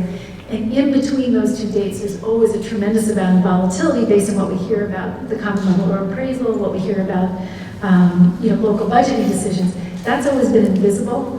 So we didn't change the funding formula. What we literally did is slid back the door so you could see all that volatility. And I think it's been very, I don't know how sensitive you've been to it. I know some supervisory unions all of a sudden noticed that volatility and became quite anxious, but it's always been there, just behind the curtain. So it is very confusing. I mean, the problem is that we have a funding formula which really is focused on equity, and the intent of it is to make sure that no matter what town you live in, every community has a comparable ability to raise revenue for children, so that it doesn't matter what town you're born in, we can provide adequate education or high quality education. But to do that, we have shifted to a per pupil funding formula, which is extremely sensitive to declines in enrollment. That's the trade-off. So we can support equity. As a result of that, we also radically redistribute because business property and second home property is a state resource. It's not just a local community resource. That means that overwhelmingly the majority of towns spend far more than they're able to raise locally. The challenges that we have this per pupil mechanism, which means that we have to be very attentive to declines in enrollment and really think about spending in terms of ratios. You were mentioning that. You're a very good business manager, but you were mentioning that sensitivity. Yeah. I don't know if that helped at all. We have a ton of stuff we've tried to put together. It helps, and as you say, it's confusing. But it is very confusing. Yeah. The last, I have a quick sort of comment question. When you talk about maintaining the viability of the state and maintaining opportunities for children in the state,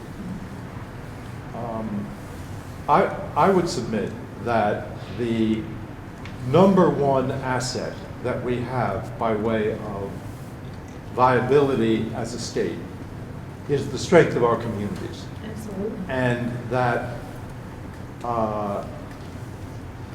in the community I live in, the school is a linchpin in the community's involvement in its own life and in the lives of its children. And that that the pressure that this bill provides is probably the single most undermining thing I have seen in my years of the strength of the community in terms of its investment in its own children. We have bikes up on the wall. I don't know whether Dummerston does. If they want to, they can. They have things that we don't have. We have a lunch program because somebody in Putney wanted to make a lunch program and they put it together, and there's tremendous community support for it. Could we do it on the district level? Yes. But the reality is it's not going to happen because it happens because it's a small school in a small town where people are invested in it.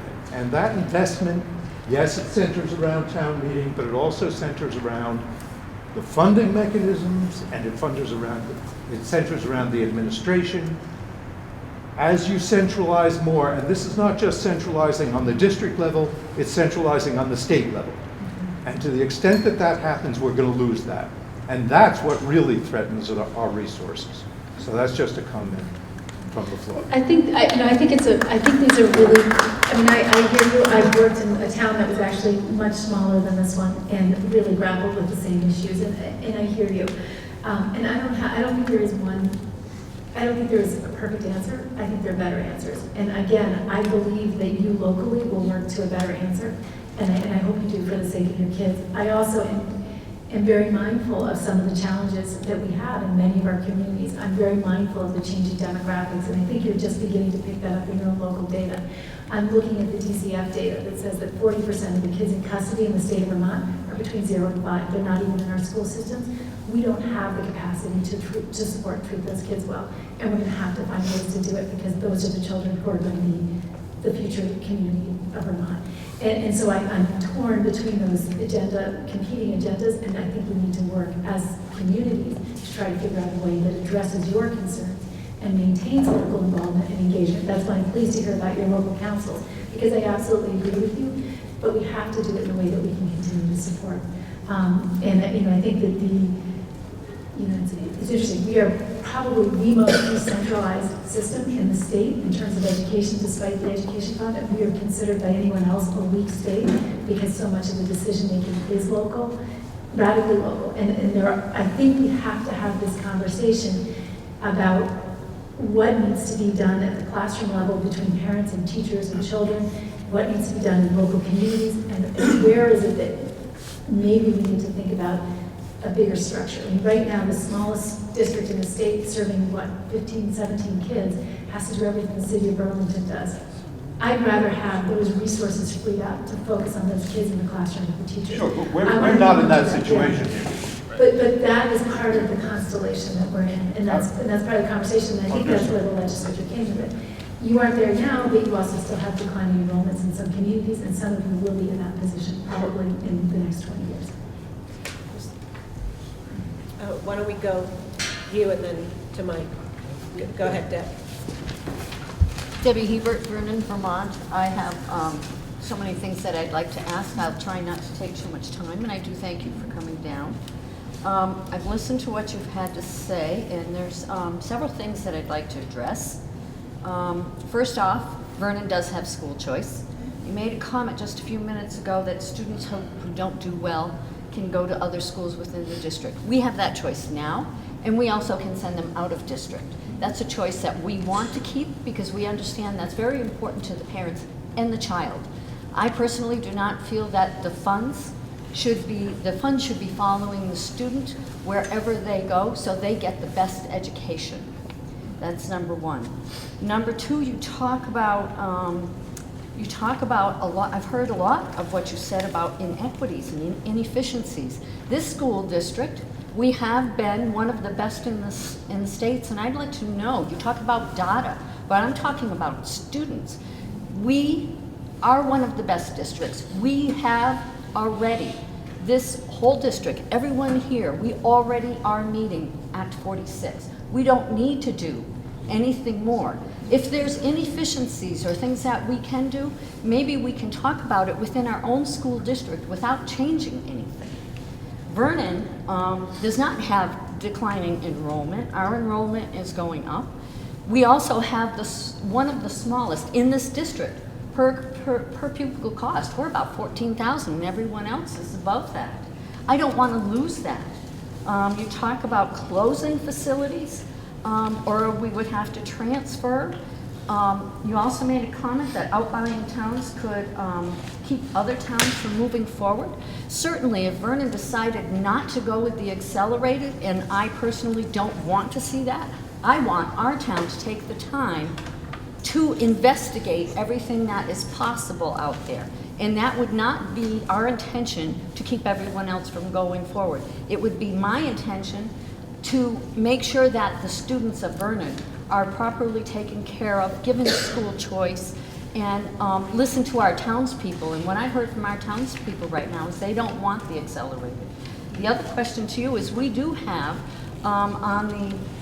on our side, because of the closing of Vermont Yankee, we currently do have a tax break. And would we keep that tax break? We have it for the next couple of years. If we went with the accelerated, would we lose that tax break and then just have to go with what's here? There's so much here at stake that we don't know. I don't want us to rush into it. There is, just for everyone here, my husband is a legislator. He is putting on a legislative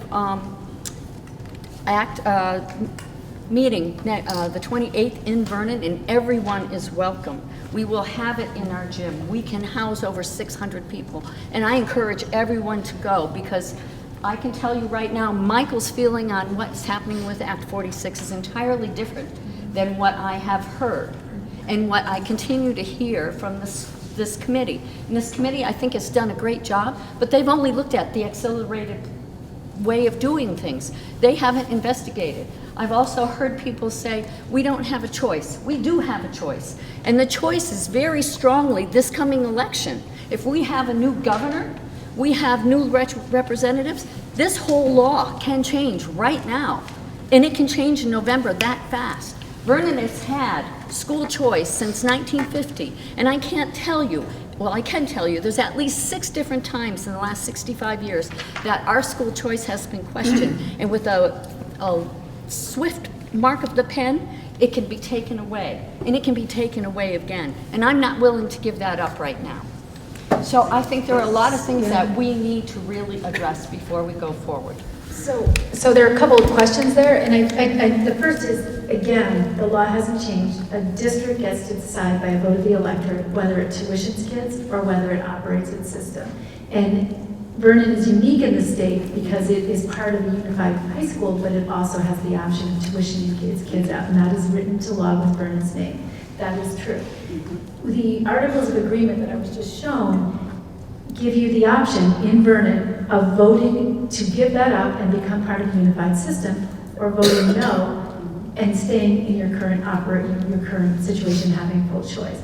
Historically, there are towns with tuitioning and there are towns with operating in the state of Vermont. They have different challenges. They both have challenges. If you operate a school, the challenge is often being of sufficient scale so that you can provide the breadth and depth of opportunities to meet the diversity of needs. If you're a tuitioning town, the challenges are around equity and cost. Equity because not all kids can always get the transportation to the places that are the options, so that there's sometimes some sorting or equity. Every town that I've talked to is trying to find ways to deal with those problems. There is no perfect way to deal with educating our kids to high standards. Different towns have chosen different strategies, and then they have to work within those choices to try to do the best they can for their kids. And what you've described is a situation where Vernon has an option. It does have a choice. It can make a choice when they vote on the accelerated merger. And the language I think you're putting into the Articles of Agreement gives them the option of deciding that they don't want to join. And that's something that they can choose to do.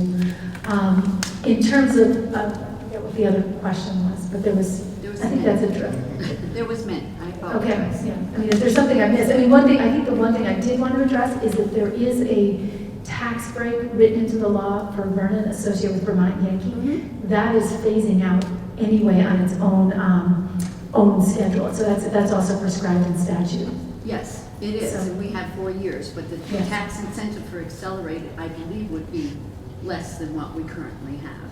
So would we lose it if we I went? don't know that we have considered that, but I think that They're looking at it. they're looking at it now. And my understanding is they're looking, but I don't know that they've made it. Yeah, they have. So I think that's something that we would need to know before the vote. Yes, Yes. absolutely. Fair enough. I think those are all really important concerns. I can tell you that it does look like without that actual, that benefit and without phantoms, that your spending would be comparable and the tax rate would be comparable to the other districts at this table. So that in the future, even if you stay separate and wait for those tax breaks to phase out, you will end up looking like these other towns are currently, is my understanding. Can you also, excuse me, one more question, Alice. Can you talk about the inefficiencies you see within this district? I mean, I think you probably can talk about some of those. So, Not to put you on the yeah, no, and you know, I agree with what everyone said about a well-functioning supervisory union. I'm very proud of this district, and I'm very proud of the teachers and the boards that have supported their schools. One thing that this process has caused us to do is really quantify the programs that have gone on in our district. So early on, we put together a program overview sheet, just kind of looking at student population, percentage of free and reduced lunch students, IEP net numbers, cost of education per child by district. And then we started to get into the programming. And we realized that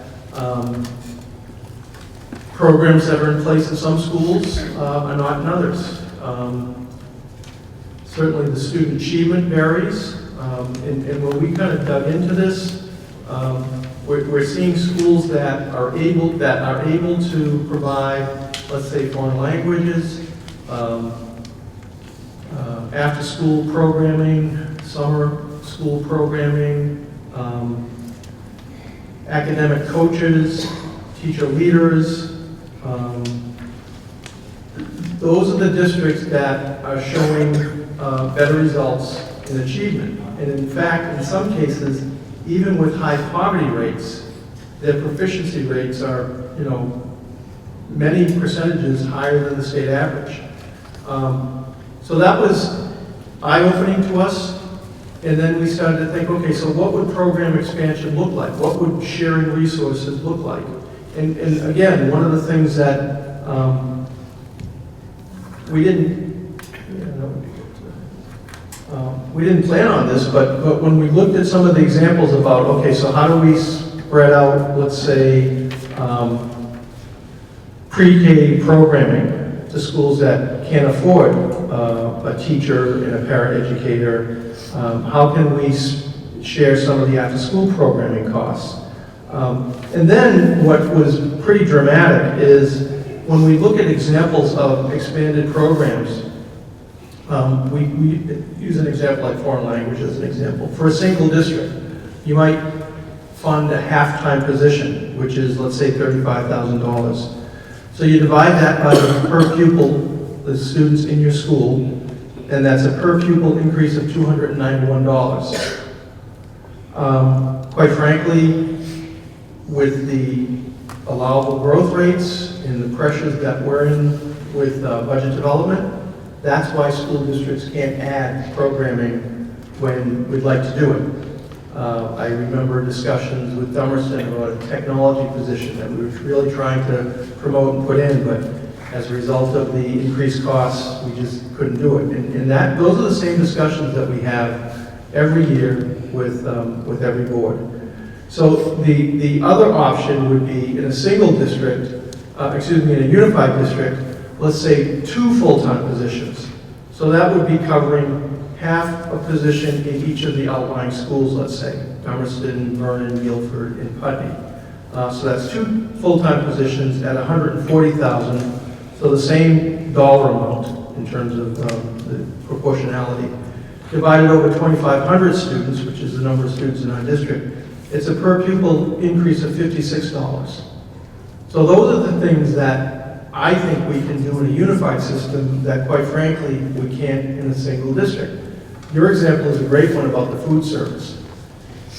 We have many schools that are going to universal meals programs, and they can do it because they qualify with free and reduced student rates. 2 of our schools can't do that. They will never be able to provide a program like what you're doing in Putney. But in a unified system, in a collective percentage, we can qualify everyone. And so those are the kind of nuts and bolts program issues that we weren't planning on, but that this process has caused us to realize. The special ed consolidation is another example where we weren't thrilled about the law, but I think it's actually worked out for the best in terms of programming. It's far better programming, and saving $300,000. We don't expect to save that every year, but clearly to be able to bring students back from out-of-district placements, serve them in the schools where they should be in school with behavioral interventionists and great special ed teachers and great classroom teachers. That's the goal. So that's just my perspective on this. Can I ask you, can I Sure. respond? Yeah. Vernon has, our budget, as I said, was of approximately $14,000 per pupil. Brattleboro is looking at $18,000. That's why you can also afford more programs. If we took that money, we could also increase our per pupil budget and do some of those programs. The other question is, if we were to join you and it's equalized, our tax rate's going to go up anyhow, is it not? Because we're going to now share in those programs. We're going from 14 to 18. How about look at all the actual numbers? So if I'm going to give you this sheet so it has the actual numbers. Brattleboro is 15,573. Thank you. Vernon was 16,832. This year they're 14,000. In the new budget, it's going to be 14,700, and primarily because of the increased preschool numbers that we've all received through the legislation that just passed. So that's a one-time situation. We were very fortunate this year that the pressure on our budgets was not as tight as it has been because of those additional preschool numbers. We know that's a one-time situation. So we will be back next year trying to figure out how to provide programming that students should have.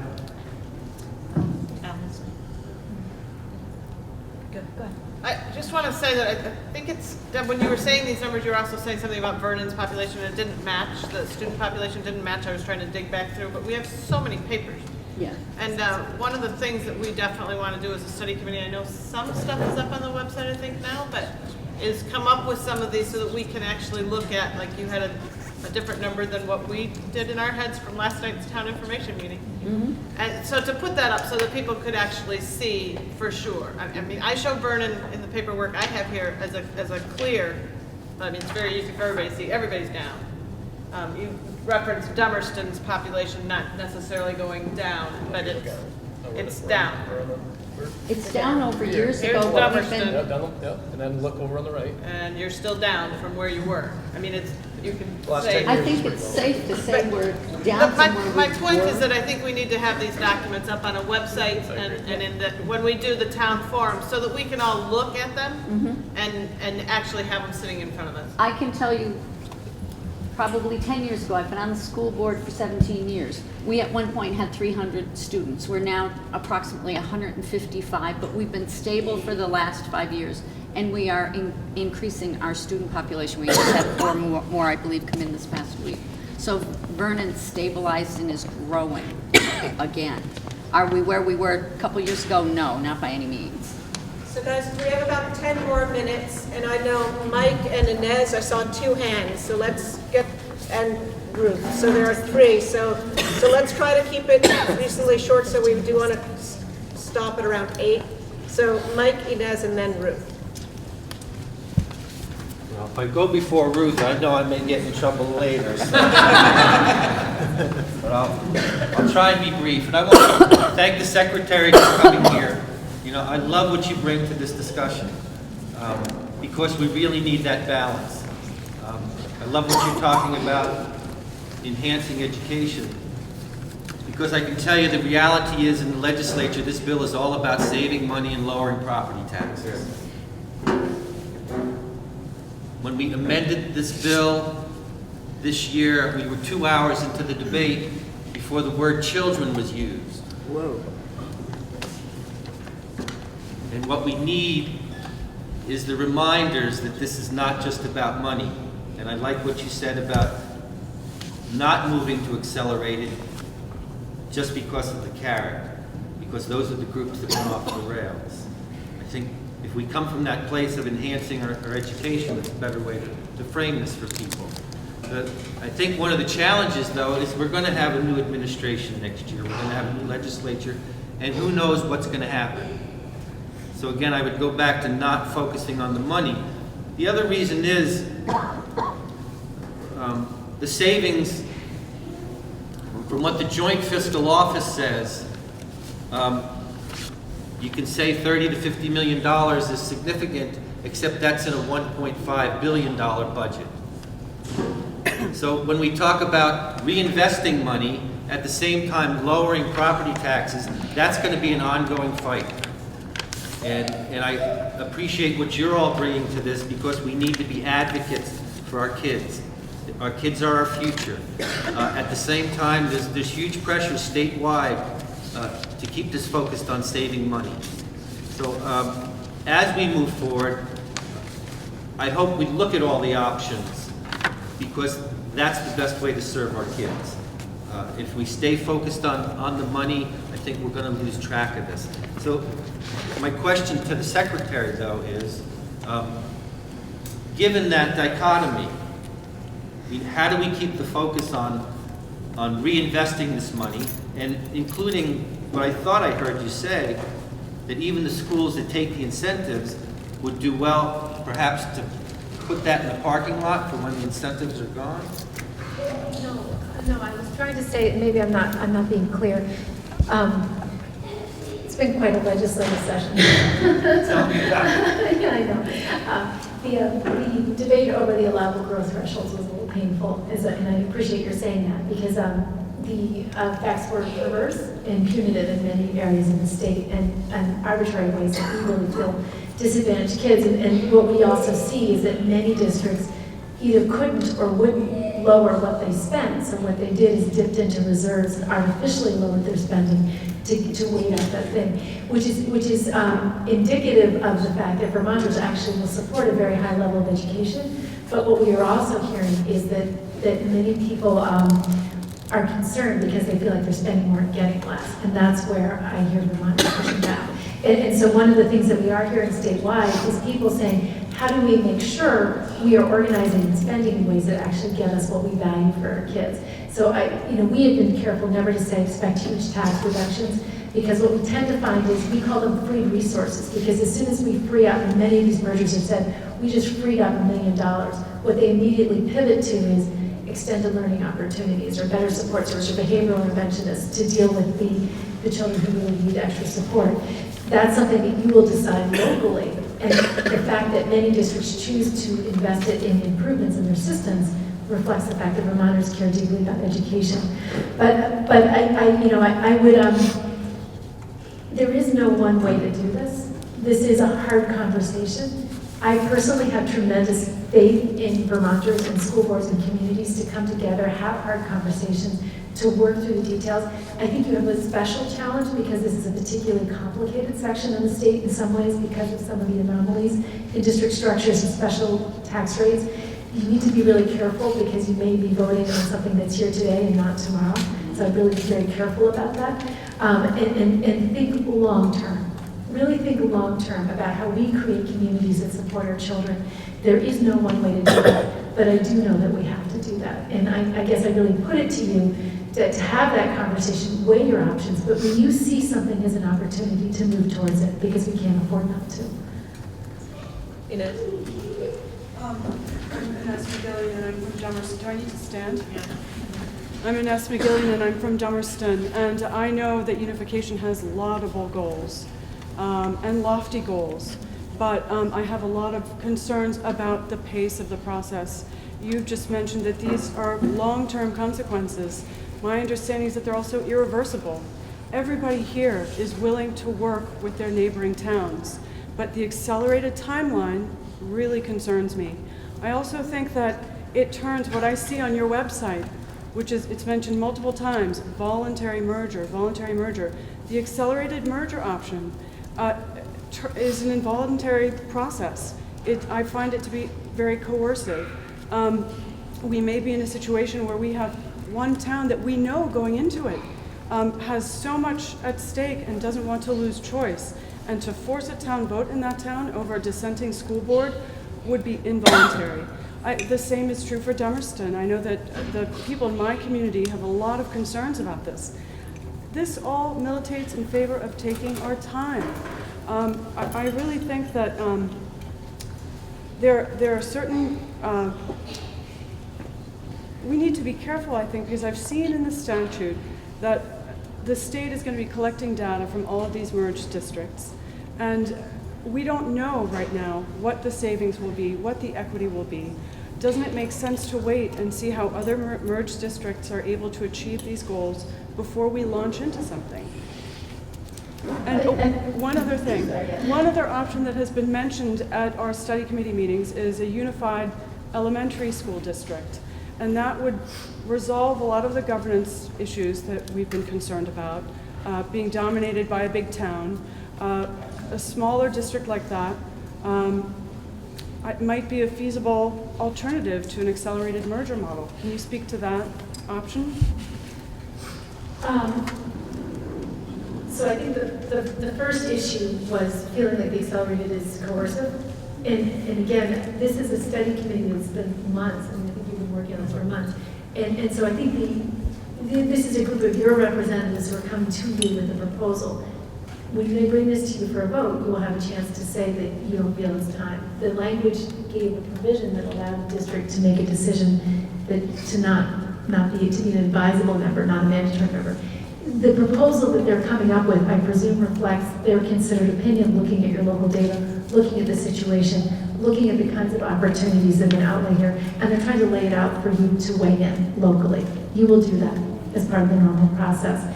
In terms of the other options, my assumption is that you probably looked at some of those, considered them, and then dismissed them for some reason. I don't know if you want to speak to that specifically. We have been looking at other options. I don't know that we dismissed them, but I think the subcommittee that started to put together a matrix and then some discussion that's happened at the study committee level, I don't know that we dismissed it. I mean, I think there's ongoing discussion around that. I think part of the purpose of the report is to lay out what's been considered and why, so that that's evidence that you can use to understand the logic, but also weigh the opportunities moving forward. Again, this is hard. I can tell you that part of the opportunities that people, I mentioned that there's 5 stages of Act 46, and I do think there is a piece of that, because the harder you look at your local circumstances, sometimes the more opportunities you see. But I also think you have to work through some of the concerns that people have, and I think that's part of the process. I don't know if I'm answering your question, partly because it's a process. It's just something you have to engage in. There's an old saying in the state of Vermont, marry in haste and repent at leisure. Now what happens if this thing don't work? You got an answer for that, young lady?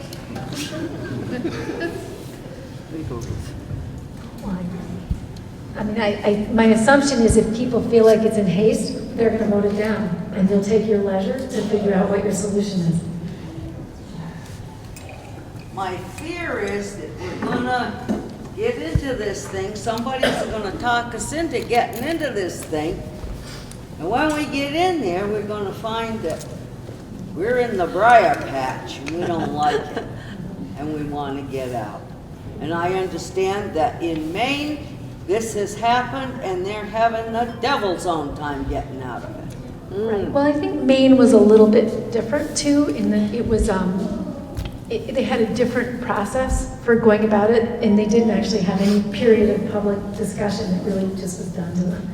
And I think that's a different thing, and I think it also, it's a different process. And I'm not saying it's easy. I do think people have to have the conversation. I do think that whether your system works well is a function of who happens to be your principal, who happens to be your superintendent under even the best of circumstances. And nothing is assured that. Part of it is the system may make it easier to achieve goals if you have good leadership that you can't achieve if you don't have good leadership.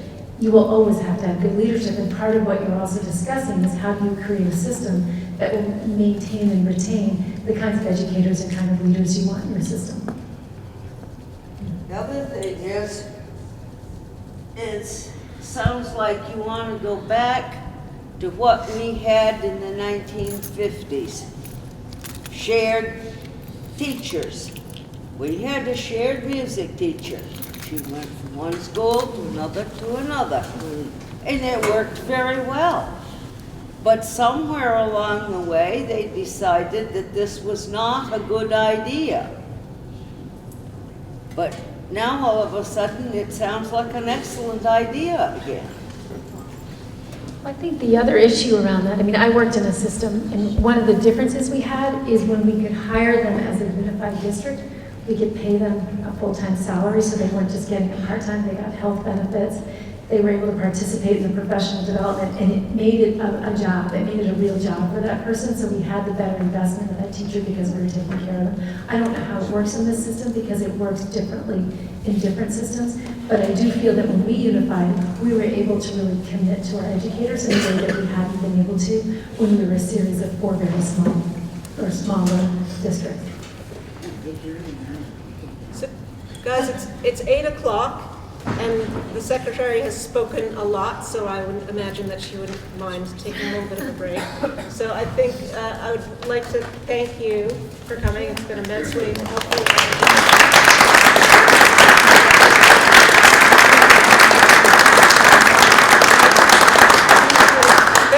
Thank you everyone for coming and joining us in this discussion. Is there a motion to adjourn? A second? Second. All those in favor? Aye. Any opposed? No. Adjourned. Thank you very much. Our next meeting is Tuesday? Tuesday night in Somerset.